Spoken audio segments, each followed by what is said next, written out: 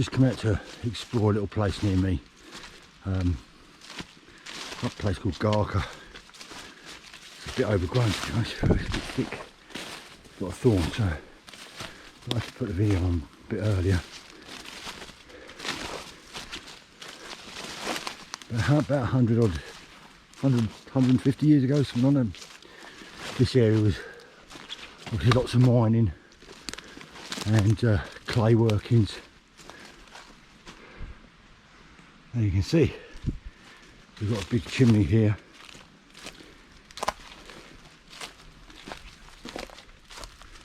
And this in here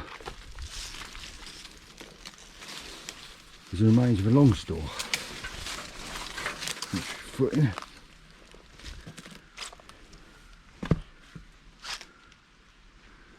Nothing could jump out on me.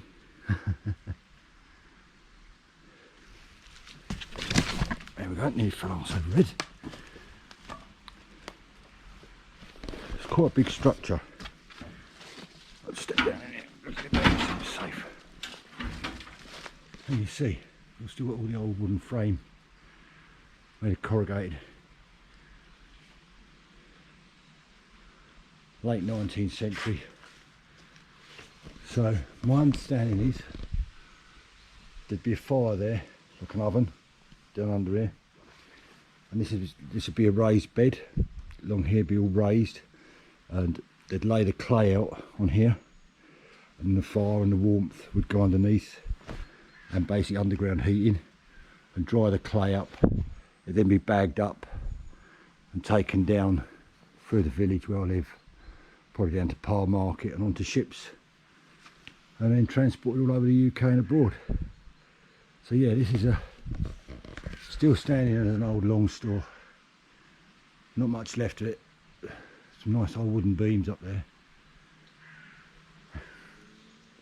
Been left to go derelict. I just thought I'd pop out and have a look. It sort of seems to fall down every time I come here and visit it. A little bit more's fallen down. This door was on about a couple of years ago, and it's all overgrown now. Yeah, some structure. I'll tell you what, they were clever people, considering what they had to work with. You know, no computer designing, no power tools. It's all done by hand, picks, shovels, hand saws and stuff like that. It's a shame it's just left to ruin really, but there you go, there's not many of them. And if you come down on holiday down here to Cornwall and you happen to go to Charlestown, there's a restaurant there called the Longstore. And if you go up to a place called Will Martin, which is not far from here, and that's like a working museum to the old clay industry. They've got a Longstore there, and you can see how it's worked. It's well worth a visit if you come down here to pop there. Something not huge numbers of people would go to generally, but it's very, if you're interested in old industrial heritage, a lot of good stuff for the kids. There's quite a number of shafts over here as well. You can see there, I'm just walking towards it now, you can't probably see it yet.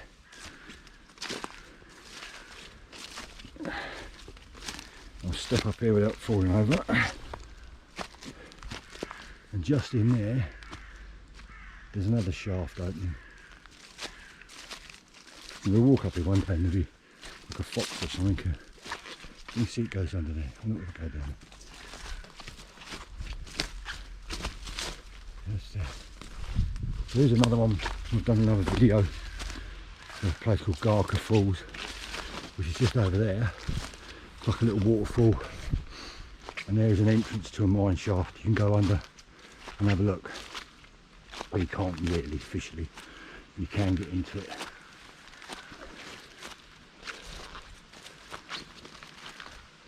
But all this cutouts and stuff, all man-made. That's I think the message. It's just been left now. Be a good little spot for wild camping here. Bit overgrown. Oh, I better go and find my bike, which I've left over there. It's pretty safe around here, to be honest. But yeah, that's a Longstore over there. Well worth a visit to the museum and have a look at them. I always think this little road runs just down there, runs down to the village, then goes on to Par. And I always wonder what it had been like 100, 150 years ago, because there's mines all around this area. There's clay workings. We're down the bottom of the village. We've got a count house, which I thought it was for counting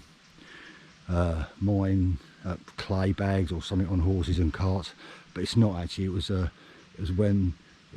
place that used to run the mines, so like the main offices for the mine, which is now called a count house. Also down there in the park, there's an old cart called Cart House where the carts were kept. So this had been massive industry going on around here 100 years ago, 150 years ago. There'd be horses and carts working all day long, children working above ground, women working above ground. But fascinates me. But as you can see, this woodland now has gone back to nature. There's a badger sat over there. You'll often see deer in here, deer and foxes around here. Full of wildlife, lots of owls as well. Mostly tawny owls. A couple of people walking the dog over there. Right, I'm going to go back, find my bike and yeah, have a good day. If you like these videos, please comment on them, and you know, good or bad, I'm open to any suggestions. I'm trying to improve them and do a bit better with the recordings and stuff like that. So feel free to comment, and if you like them, subscribe. Not that I'm bothered. I'll just do it for a bit of fun. I'm not here to make any money or try and earn money out of it. It's just for a bit of fun. I don't do any particular genre, shall we say. It's a bit about everything in here. So some will be about camping, motorcycling, mountain biking, walking, gardening, and just a general moan and natter sometimes. But I do like my history, and I try and combine it with either going out on my push bike or motorbike trip, or go for a walk. And yeah, so well, take care, speak to you all soon. Bye bye for now.